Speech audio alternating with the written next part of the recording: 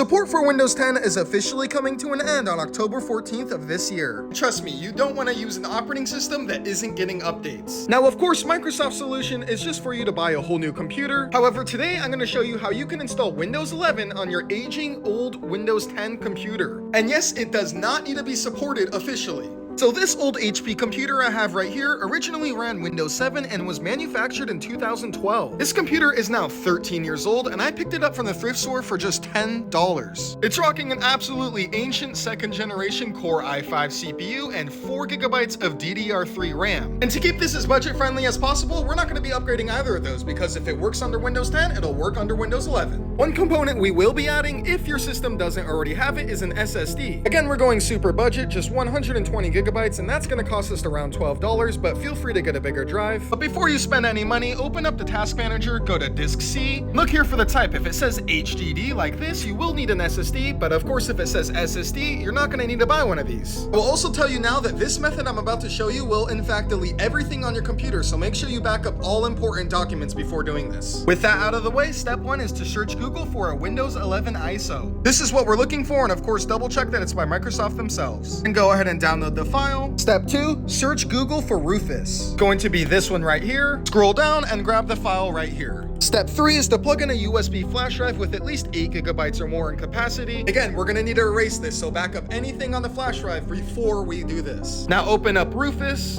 double check that you have your flash drive selected, and open up the Windows installation file.